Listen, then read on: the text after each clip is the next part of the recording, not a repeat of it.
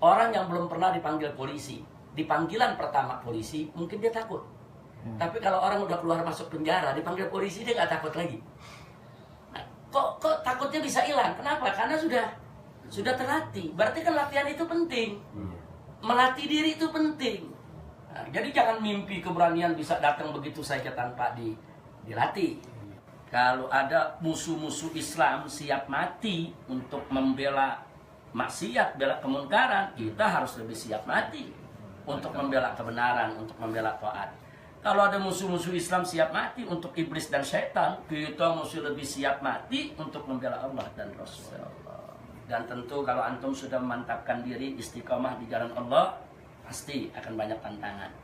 Pasti akan ada orang yang tidak suka. Dan pasti mereka akan berbuat aneka ragam makar terhadap antum untuk membungkam dakwah antum. Tapi enggak usah khawatir. Wayam kuruna, wayam kurba. Wallahu khairul makirin.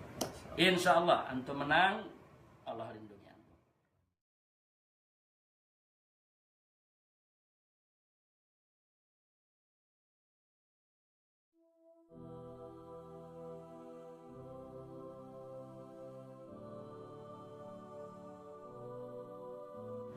Jadi ayat ini luar biasa, Gus. Di dalamnya ada doktrin ilahi untuk orang-orang yang beriman.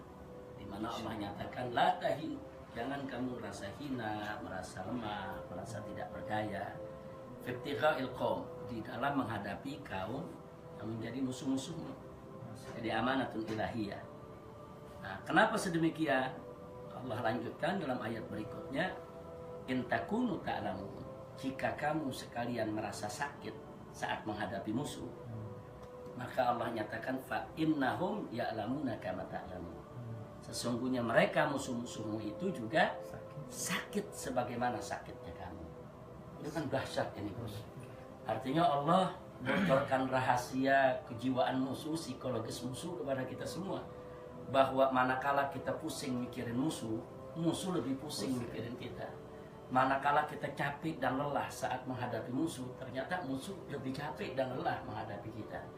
Manakala kita banyak mengorbankan tenaga, harta benda untuk menghadapi musuh, ternyata musuh juga habis-habisan, ngabisin hartanya, ngabisin tenaganya untuk menghadapi kita. Dan manakala terkadang kita suka merasa manusia namanya, Gus ya, suka merasa khawatir, ya kan, merasa takut, ternyata musuh lebih takut dari kita. Nah, jadi artinya ini kan satu doktrin ilahi yang luar biasa kepada orang yang beriman. Nah, sugestinya luar biasa. Dan yang menariknya, Allah janjikan kepada orang yang beriman, kita memiliki apa yang musuh tidak miliki. Wa tarjuna minallahi ma la yarjun. Engkau punya harapan kepada Allah daripada rahmatnya, pahalanya, sorganya, apa-apa yang musuh tidak punya harapan. Nah, jadi kesimpulannya, kalau ada musuh-musuh Islam siap mati untuk membela maksiat, bela kemungkaran, kita harus lebih siap mati untuk membela kebenaran, untuk membela taat. Kalau ada musuh-musuh Islam siap mati untuk iblis dan syaitan, kita mesti lebih siap mati untuk membela Allah dan Rasulullah. Doktrin ilahi. Sugesti dari langit. Nah, amanatun ilahiyah. Alhamdulillah, alhamdulillah, alhamdulillah. Dan mudah-mudahan antum selalu dilindungi Allah. Amin. Allah jaga antum, Allah lindungi antum. Dan tentu kalau antum sudah memantapkan diri istiqomah di jalan Allah, pasti akan banyak tantangan. Pasti akan ada orang yang tidak suka. Dan pasti mereka akan berbuat aneka ragam makar terhadap antum untuk membungkam dakwah antum. Tapi enggak usah khawatir. Wayam kuruna, wayam kurba. Wallahu khairul makirin. Insyaallah antum menang, Allah lindungi antum. Amin. Bawa oleh-oleh juga dong dari Indonesia buat kita yang ada di sini. Ya. Diambil ini diambil juga nih semua nih, gambarnya nih semua nih. Oh, ini kawan-kawan kita ini. Ya, karena itu kita harus membentengi diri kita dengan menjalankan kewajiban-kewajiban yang Allah berikan kepada kita. Contoh seperti sholat umpamanya, itu kan benteng kita. Inna sholata tanha 'anil fahsya'i wal munkar.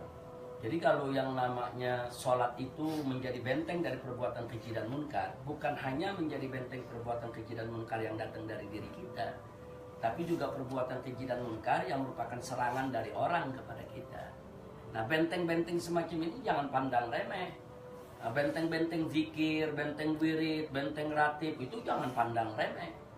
Nah, jadi untuk membangun membangun semangat, keberanian dalam perjuangan, ya kita perlu juga membangun mental spiritual kita. Dengan apa? Itu tadi, dengan sholat, dengan zikir, dengan puasa, dengan berbagai macam amal soleh akan terbangun.